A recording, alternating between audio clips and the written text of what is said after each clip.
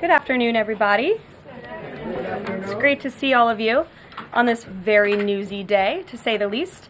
I have a couple of updates for you this morning, or this afternoon. As you know, this morning, the president spoke to President Putin of Russia. They spoke at length, and the president released a statement following that conversation in great detail. I can also confirm that the president just recently got off the phone with President Zelenskyy of Ukraine. His truth is as follows. I just spoke to President Zelenskyy of Ukraine. The conversation went very well. He, like President Putin, wants to make peace. We discussed a variety of topics having to do with the war, but mostly the meeting that is being set up on Friday in Munich, where Vice President J.D. Vance and Secretary of State Marco Rubio will lead the delegation. I am hopeful that the results of that meeting will be positive. It is time to stop this ridiculous war where there has been massive and totally unnecessary death and destruction. God bless the people of Russia and Ukraine. I myself just spoke to the president about these calls, and he told me to tell all of you they were very good calls, they were very positive, and the administration is wholeheartedly committed to a peace deal to end once and for all the Russia-Ukraine war. More on that later. I'm sure you'll have more questions to ask. This week, the president has continued to deliver on his promises to the American people. According to new polling that was released at the beginning of this week by CBS News, an overwhelming 70% of Americans said that President Trump is following through on what he pledged to do during his historic campaign. The poll also revealed that Americans see President Trump as a tough, energetic, focused, and effective leader fighting hard to improve their lives and our country. And yesterday, in particular, was a truly special day for the United States of America. Thanks to the great leadership of President Trump and the strong and tough leadership of President Trump, Mark Fogle, an American teacher detained by Russia, was returned to American soil and met with the president here at the White House last night.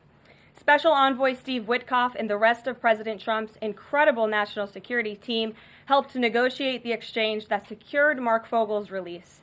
This event shows a good faith effort from Russia, and it's a sign, as I just said, that we are moving in the right direction to end this brutal war. Malphine Fogle, Mark's 95-year-old mother, was understandably very worried that she would never see her son again after his arrest in 2021. Mrs. Fogle was actually slated to join President Trump on stage at the July 13th Butler, Pennsylvania rally to speak out for Mark, and then the infamous assassination attempt against President Trump took place. But that day, before the rally, President Trump promised Mark's mother that when he returned to the White House, he would bring her son home. God saved President Trump's life on that day in Butler, Pennsylvania, and now Mark Fogle is back home safely with his family as a result. God is good. The president also continues to bring back common sense to our government. This week, he signed an EO to end the procurement and forced use of paper straws. Taxpayer dollars were wasted on these non-functional and massively unpopular products for no other reason than it made radical activists feel good about themselves. And on trade, President Trump continues to take bold action to protect America's critical steel and aluminum industries, much like he did in his first term.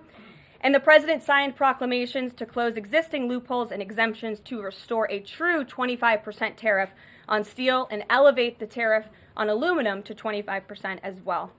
This administration believes these tariffs will protect our national security and put American workers first. And in the Oval Office yesterday with Elon Musk, President Trump took further action to make our federal government more efficient and effective. He signed an EO implementing the DOGE Workforce Optimization Initiative. Now agency heads will coordinate and consult with DOGE to significantly shrink the size of the federal workforce and limit hiring to essential positions only. The unaccountable bureaucracy will finally be reined in. On another important matter this morning, Senate Republicans continued to confirm President Trump's exceptionally qualified nominees, most recently Director of National Intelligence Tulsi Gabbard, who will be joining us later at the White House for her swearing-in ceremony. It's imperative that the remainder of the president's cabinet nominees are confirmed as quickly as possible. On another important matter this week, illegal alien criminals continue to be arrested and sent home as part of the ongoing mass deportation effort of the Trump administration. Just this week, 2 planes with 190 Venezuelan illegal aliens arrived in the Venezuelan capital from Fort Bliss, Texas. Here are some of the criminal illegal aliens who were arrested in the country this past week. ICE Atlanta arrested a citizen of Nigeria who had been convicted of money laundering. ICE San Antonio arrested a citizen of Mexico who had been convicted of assault. ICE Denver arrested a citizen of Mexico who had been convicted of aggravated assault. And ICE Houston arrested a citizen of Mexico who had been convicted of aggravated assault. Now, before I take questions, I would like to address an extremely dishonest narrative that we've seen emerging over the past few days. Many outlets in this room have been fear-mongering the American people into believing there is a constitutional crisis taking place here at the White House. I've been hearing those words a lot lately. But in fact, the real constitutional crisis is taking place within our judicial branch, where district court judges in liberal districts across the country are abusing their power to unilaterally block President Trump's basic executive authority. We believe these judges are acting as judicial activists rather than honest arbiters of the law, and they have issued at least 12 injunctions against this administration in the past 14 days, often without citing any evidence or grounds for their lawsuits. This is part of a larger concerted effort by Democrat activists and nothing more than the continuation of the weaponization of justice against President Trump. Quick news flash to these liberal judges who are supporting their obstructionist efforts: 77 million Americans voted to elect this president. And each injunction is an abuse of the rule of law and an attempt to thwart the will of the people. As the president clearly stated in the Oval Office yesterday, we will comply with the law in the courts, but we will also continue to seek every legal remedy to ultimately overturn these radical injunctions and ensure President Trump's policies can be enacted. So here in our new media seat today, we have Chris Pavlovsky, an entrepreneur who has a strong passion for protecting freedom of speech. Chris started the video sharing platform Rumble in 2013 with a mission of protecting a free and open internet from censorship by big tech and governments around the globe. The platform has always been a place for independent creators to share their authentic opinions, and they have always included President Trump, in contrast to the way he was censored by other platforms in years past. Since its founding, Rumble has grown exponentially, recently marking 67 million monthly active users. It's a lot of users. If you're watching right now and interested in sitting in this seat, you can apply, whitehouse.gov/new-media.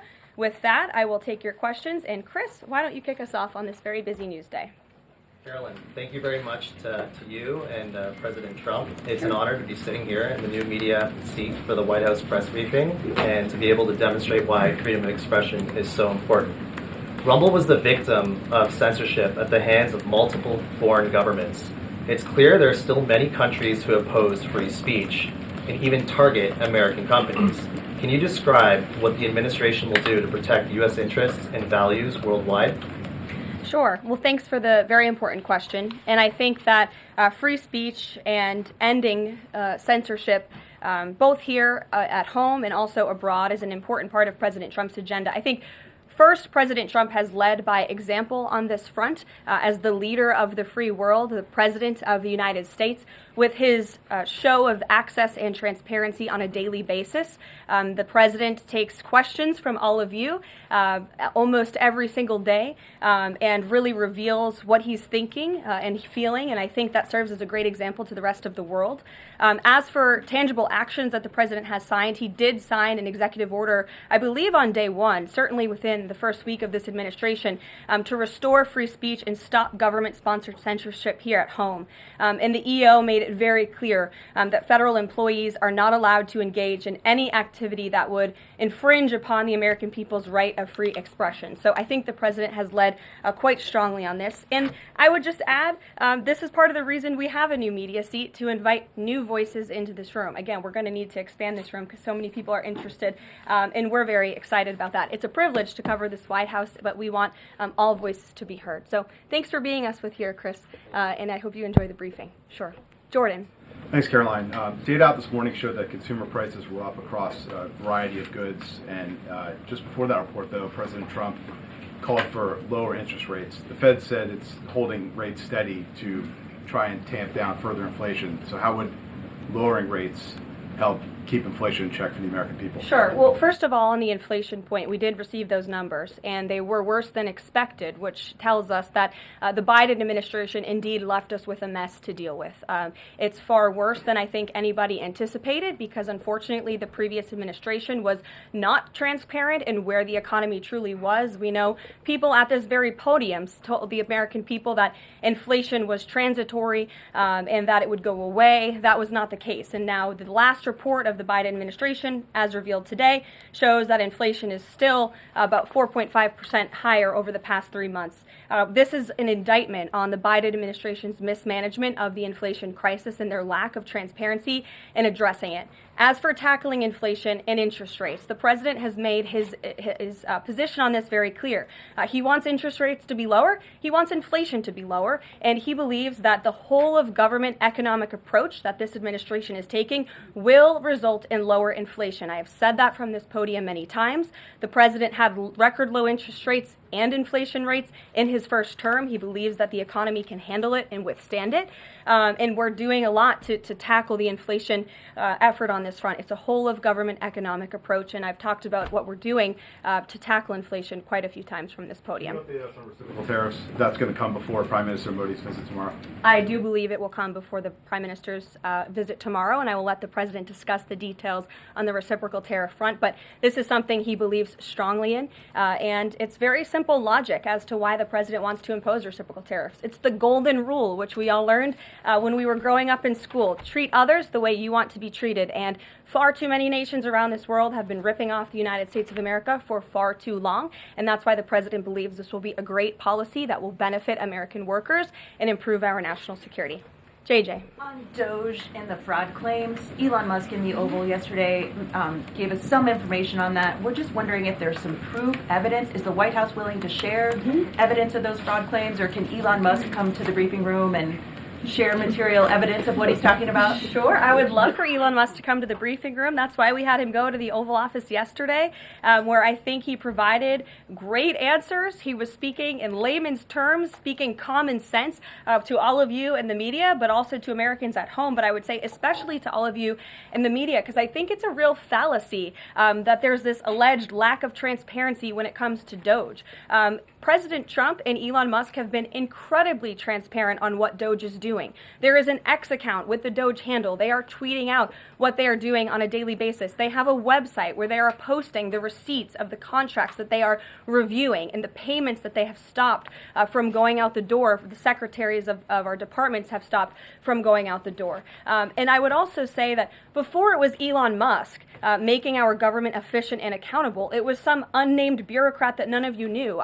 Elon Musk is the richest man in the world. He's also now one of the most highly scrutinized men in the world alongside President Trump because of what he's doing and the access that he is allowing. So there's great transparency. As for the actual receipts, we are happy to provide them, and I actually brought some today because all of you know I love to bring the receipts. We have contracts upon contracts that we can send and provide this information to you. Let me be very clear. We are not trying to hide anything. We have been incredibly transparent, and we will continue to be. These are screenshots of contracts that DOGE found across our government. This is a DEI contract, $36,000 for U.S. citizenship and immigration services. That is against the president's policies and his America First agenda. This is a $3.4 million contract, a Council for Inclusive Innovation at the U.S. Patent and Trademark Office, Department of Commerce, another DEI contract that DOGE identified. I can continue to go through these. Oh, I love this one, $57,000 for climate change in Sri Lanka. What is this doing to continue the interests of the American people? Absolutely nothing. These are the line items across the federal government that DOGE is identifying daily. They're moving very fast. There's a lot of paper that we can show you, but we're happy to do it. This administration has been more than transparent about what DOGE is doing. And here's one of their tweets that they posted about the mine. I believe this is in Pennsylvania, where the federal employee retirement system is being processed. Did anybody know this was even happening in our country before Elon Musk talked about it in the Oval Office yesterday? A lot of Americans didn't. So we are providing transparency and accessibility on a daily basis when it comes to DOGE. And I also have a DOGE daily report, if anybody would like it, on all of the things that they are identifying and finding. We're happy to provide this information to you. We're talking about it every single day. Are all those things you just mentioned fraud, or are they waste, or are they just contrary to the president's policies? I would argue that all of these things are fraudulent, they are wasteful, and they are an abuse of the American taxpayer's dollar. This is not what the government should be spending money on. It's contrary to the president's priorities and agenda. And again, we can continue to provide you the receipts for all of the fraud, waste, and abuse. And if anybody in here wants to argue that the federal government is not fraudulent in some capacity, be my guest, because I think the American people watching at home would beg to differ. Caroline? Mary. Hey, more on the judges. Does the White House believe the courts have the authority to issue these nationwide injunctions? We believe that the injunctions that have been issued by these judges have no basis in the law and have no grounds, and we will, again, as the president said very clearly yesterday, comply with these orders, but it is the administration's position that we will ultimately be vindicated, and the president's executive actions that he took were completely within the law, they were constitutional, and we look forward to the day where he can continue to implement his agenda. And I would just add, it's our view that this is the continuation of the weaponization of justice that we have seen against President Trump. He fought it for 2 years on the campaign trail. It won't stop him now. Brian. Yes. I want to go back to DOGE just for a second. Earlier, the subcommittee headed by Chairman Marjorie Taylor Greene, her and her staff discovered $2.7 trillion in improper payments to Medicare, Medicaid, overseas, to people who should not have gotten it. Some in this room might have missed that press conference. Can you elaborate on what the president is thinking at this point? Well, again, that's another example. There's a very long list of the fraud, waste, and abuse that DOGE is identifying on a daily basis. Elon Musk also talked about yesterday about Social Security payments that are going out the door for people who are no longer with us, unfortunately. I would say that is certainly fraud. There's also a lot of contracts they've identified that, just as a hypothetical example, are $1 million, but only 500,000 went out the door. So where's the rest of that cash? And so that's the thing. Those are the things that DOGE is working on every single day. And I would just remind everybody in this room, this is what President Trump campaigned on doing. He's delivering on a promise that 77 million people elected him to do. James. Thank you very much, Caroline. Two foreign policy questions, if I may. Sure. First, the statement that was released after this morning's phone calls identified Mr. Witkoff as the special envoy who will be part of the delegation that undertakes to resolve the Russia-Ukraine war. I had thought that that individual was General Kellogg, and so can you clear that up? Sure, I'd be happy to. As you mentioned, the president, in his truth, following the phone call with Vladimir Putin, said that he has asked Secretary of State Rubio, the director of the CIA, John Ratcliffe, our national security advisor here at the White House, Michael Watts, and Steve Witkoff to lead the negotiations. As for General Keith Kellogg, he remains a critical part of this team in this effort. He's played a tremendous role in getting the negotiations to this point, and he's very much still part of the Trump administration. The other subject is Iran. I took note of President Trump's comments in his Super Bowl interview with our colleague Brett Baer to the effect that he wants to do a deal with Iran.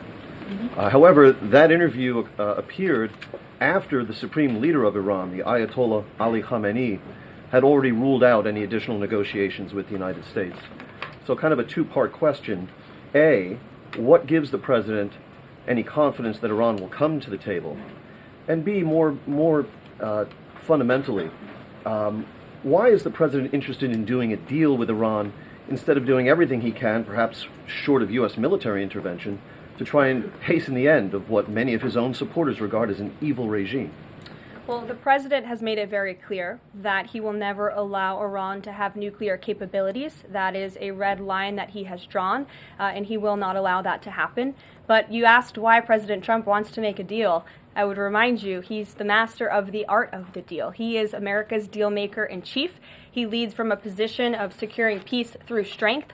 And I think time and time again already, in just 4 weeks, we have seen the president being able to negotiate successful deals with our partners, our adversaries all around this world. The release of Mark Fogle just last night is something that I think speaks to the president's deal-making ability. This is something that the Biden administration allegedly tried to do for 3.5 years. I think you all should go back and ask some of those Biden administration officials what they even tried to do and why weren't they successful, because for 3.5 years Mark Fogle sat in a Russian prison and it took President Trump 3 weeks to get him back on American soil. There's nobody better at making deals than Donald Trump.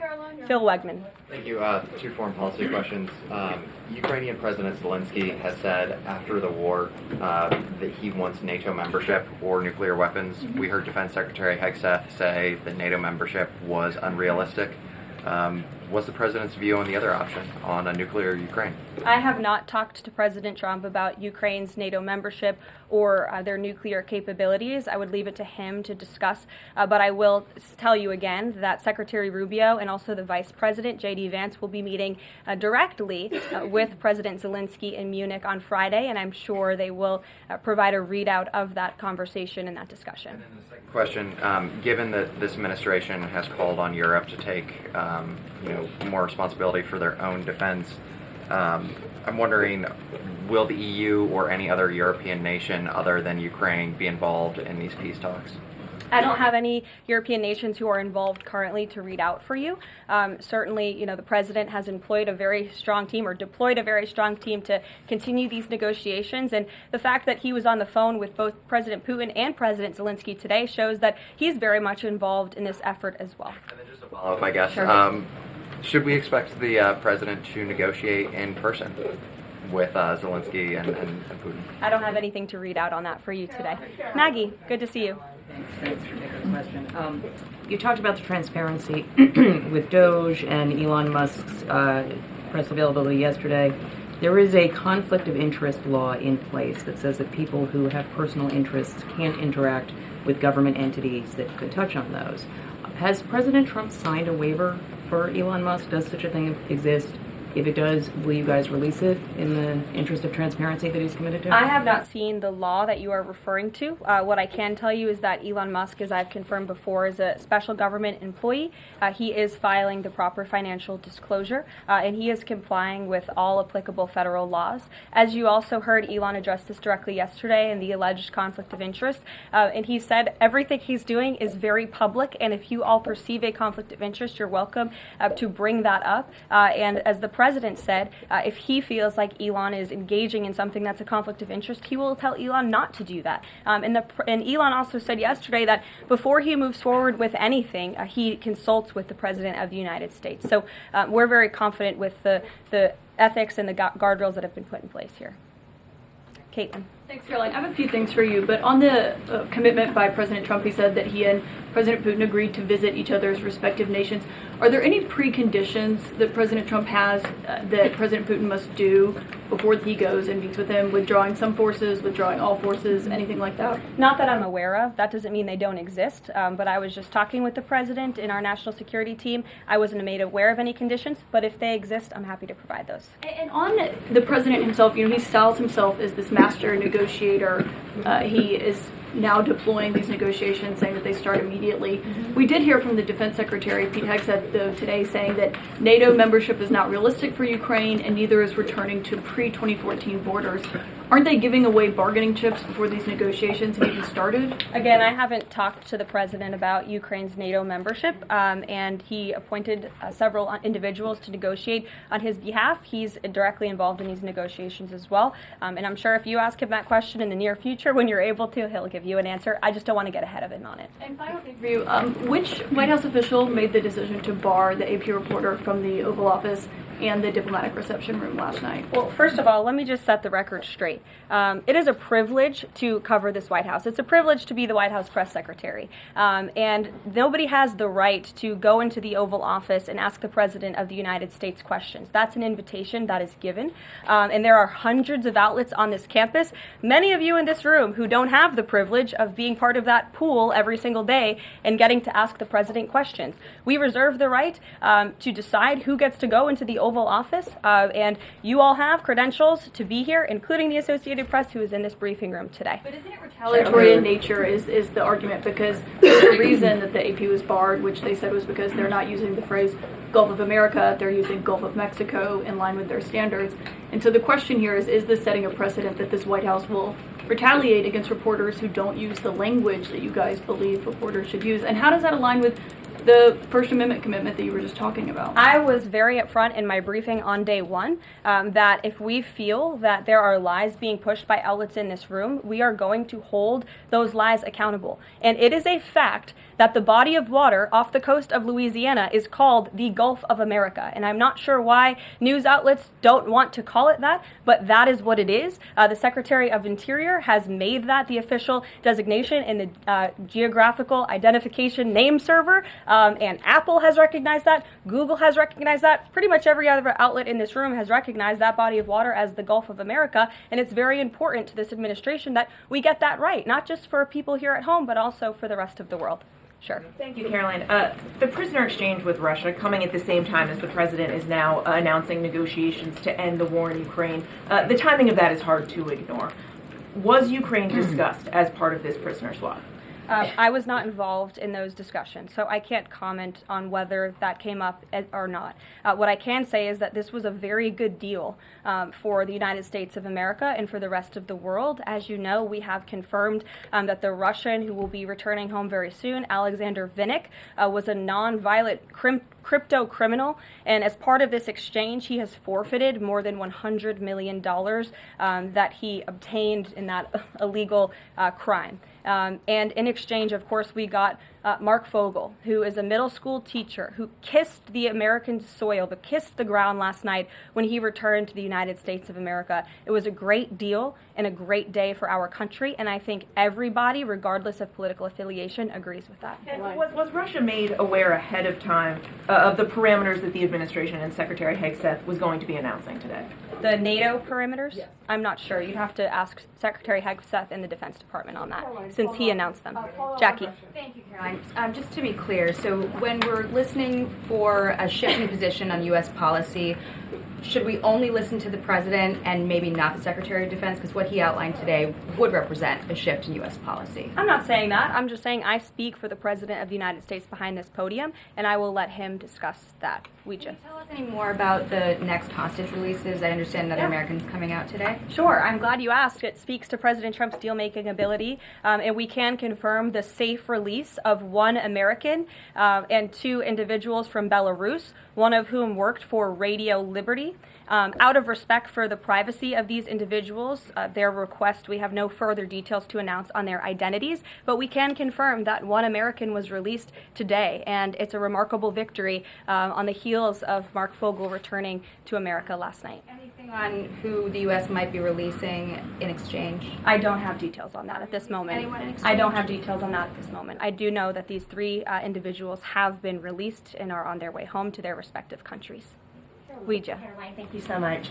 Can you explain how President Trump envisions the war in Russia and Ukraine coming to an end? Does he expect Ukraine to hand over all the territory in question? Again, these negotiations are ongoing. I will allow the president to divulge any red lines that he may set, but I think as deals in the past have come to fruition, the president has proven one of the things that makes him a very effective negotiator is not revealing what he's anticipating from both sides, but he is at the forefront of these negotiations in addition to the very qualified individuals who he's tasked with speaking to both President Putin and President Zelenskyy. And speaking of deals, a meeting with the President of the United States offers any foreign leader credibility. Was it part of the prisoner swap with Fogle that President Trump agreed to meet with Putin? Again, I was already asked this question. I said I was not made aware of that, but we can certainly get you an answer on that. I'll check in with the NSC. Sure, Monica. Thanks, Caroline. It's clear that this administration is dedicated to both truth and transparency. We know that with DOGE, but we also know that because this administration recently announced it's going to declassify the assassinations of Martin Luther King Jr., JFK, and RFK. I'm wondering, is it likely that we're going to see more information regarding the assassination attempts on the president's life while he was on the campaign trail? In regards to the assassination of the individuals you mentioned, President Trump signed that executive order directing the respective agencies to do it. I know that that process continues and is ongoing. He's committed to transparency and the declassification of these very important files that I think many Americans are not only interested in learning about, but also have the right to know about. As for the two heinous assassination attempts on the president's life, he's spoken to this publicly. I've spoken to him about it privately, and as he said publicly to all of you, he feels he has a right to know about further information about the individuals who tried to kill him, tried to take his life. And so, if and when we get that information, I'll leave it up to the president to decide whether or not he would like to reveal it. But I believe in the effort of transparency that we've seen consistently from this president, he certainly will. Daniel. Thanks, Carolyn. I wanted to ask you about the $59 million that FEMA sent to New York City migrant hotels. Secretary Kristi Noem just put out a statement saying that she's clawed back the full payment that FEMA activists unilaterally gave to NYC migrant hotels. She wrote, "Mark my words, there will not be a single penny spent that goes against the interest and safety of the American people." What does the response of the Trump administration send to any federal bureaucrats that are thinking about obstructing the president's agenda? They will be held accountable. The president is signing executive orders daily, and he expects all officials across the administration, regardless if they are a political appointee or if they are a career bureaucrat, to adhere to the will of the American people and the 77 million Americans who re-elected President Trump. He is here for a reason, and he is focused every day on implementing his administration's goals, and sending $59 million to a migrant hotel to house illegal immigrants when there are still people in North Carolina and California who have not received FEMA funding is not something that this administration is going to tolerate. Deanna. Thank you so much, Caroline. One on New York and one on Russia, please. On New York City Comptroller Brad Lander is accusing DOGE of clawing back $80 million that was intended for New York City FEMA funding. Wondering if you've heard about that figure, if that figure is accurate, and why that money was taken back. I have not heard about that figure. DOGE is moving very quickly, but I can get the receipts and gladly send them to you. I know that story is likely of great interest to the New York Post. John. Russia, please. Sure. Is President Trump waiting for a kind of signal or an action from Putin to go to Russia?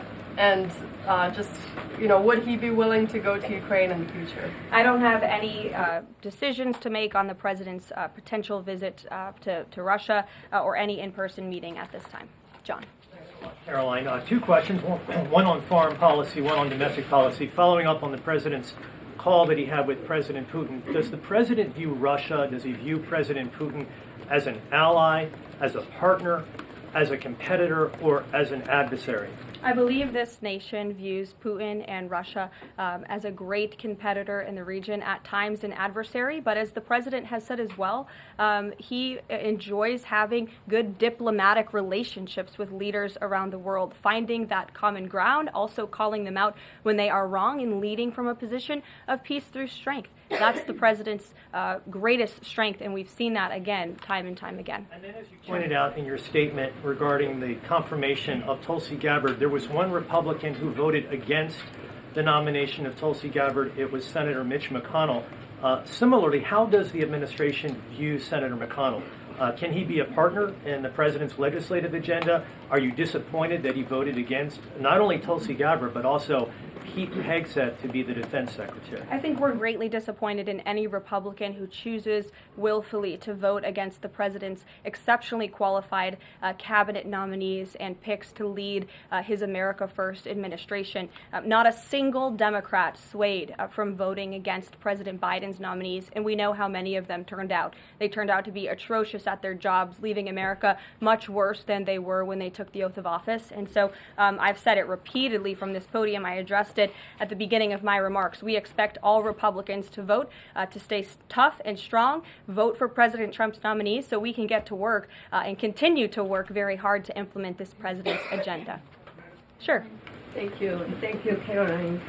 On South Korea is currently in a chaotic situation. How does the President Trump react to the current chaotic situation in South Korea? Secondly, if South Korea needs help from the United States, what role do you think the U.S. will play? Sure. I haven't spoken to the president about the ongoing situation in South Korea. I would defer you to his previous statements, and I can also see if I can get you something new from the National Security Council, who I'm very confident the officials that are focused on South Korea are on this. I just haven't spoken to them about it, but I'm happy to provide that for you. Yes. Thank you, Caroline. Does Elon Musk have power of the presidency? Absolutely not. Right. I asked that question. I asked that question because, the Democrats have been hurling insults at Elon Musk, hurling attacks, calling him President Musk. Most recently, Jamie Raskin, the congressman, took it a step further, calling for Musk's impeachment, saying that he somehow usurped the power of the presidency. What's your response? It's utterly ridiculous. Elon Musk addressed this in the Oval Office yesterday. The president addressed it as well. Elon Musk is serving at the pleasure of the president, just like everybody else on this team. He takes directives directly from the president of the United States. And I think some of the comments that you referred to are nothing more than a failed attempt from the media and from Democrats to try to sow division in this White House. We saw them do it in the first term. We're not going to let them do it in the second term. This is a unified team who is working at the pleasure of the president to do what's right for the American people. I have one more quick housekeeping note before I leave you all today. The president wanted me to share with all of you that he had a wonderful meeting with King Abdullah of Jordan yesterday. They discussed many things, including the Gaza Strip and its future at great length. The king would much prefer that the Palestinians stay in place, with the additional land to be used for new development, which would greatly create jobs at levels never seen before. But the president feels it would be much better and more majestic if these Palestinians could be moved to safer areas. I would just add to that the president remains wholeheartedly committed to seeing peace in the Middle East, and our Arab partners in the region have been tasked with coming up with a peace plan to present to the president. That is ongoing. King Abdullah mentioned that yesterday. He also committed to accepting 2,000 sick children from the Gaza Strip, which the president called a beautiful gesture. So the administration continues to work with our Arab partners in the region. We stand closely with our ally Israel, and the president has presented this big, new, bold idea to secure peace in the Middle East, and he is not going to waver from that. And we look forward to seeing that goal of this administration achieved as well. Thank you very much, everybody, and we'll see you very soon. Have a great day.